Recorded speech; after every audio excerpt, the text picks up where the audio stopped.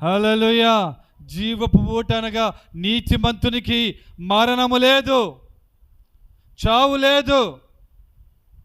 ఆ వ్యక్తి అదిగో ఆ రాజ్యములో అంట, ఆ పరలోక రాజ్యములో, ఆ స్థిరమైన రాజ్యములో, ఆ పట్టణములో ఈ జీవపు ఊటని ఈ భూలోకములో ఈ వ్యక్తి తీసుకున్నాడు గనక ఈ జీవపు ఊట అనగా దేవుని వాక్యం, దేవుని వాక్యం అనే జీవపు ఊటని అతను అవలంబించాడు, అతను తీసుకున్నాడు గనుక తనను దేవుడు ఏం చేస్తున్నాడంటే పరలోక రాజ్యానికి సిద్ధపరుస్తున్నాడు.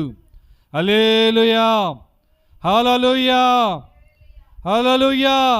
అతను ఈ జీవపు ఊట అతను స్వీకరిస్తున్నాడు గనుక ఈ వ్యక్తిని ఇప్పుడు ఏం చేస్తున్నాడంటే ఇదిగో సిద్ధపరుస్తున్నాడు. దేవునికి స్తోత్రం. ఆయన రాజ్యాన్ని కడుతున్నాడు. హల్లెలూయా.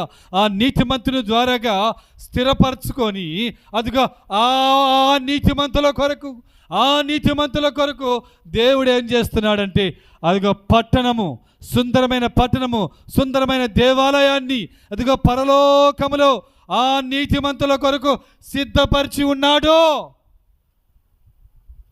హల్లెలూయా, హల్లెలూయా. మా అర్థమవుతుందని చెప్పే మాట, జీవపు ఊట, నీతిమంతుల నోరు జీవపు ఊట. ఆ జీవపు ఊట నీకు అనుగ్రహిస్తాను అంటున్నాడు. ఎవరికి ఇస్తానంటున్నాడు? నీతిమంతులకి.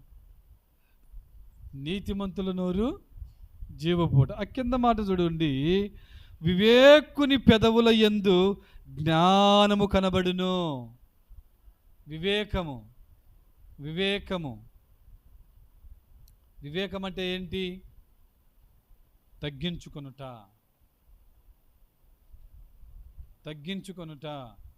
తగ్గింపబడు నడిపింపులో నువ్వు నడిపించబడాలి. తగ్గింపులో నువ్వు నడిపించబడకపోతే నీవు ఆ కింద మాట చూడండి, బుద్ధిహీనుని వీపునకు బెత్తము తగులును అంటున్నాడు.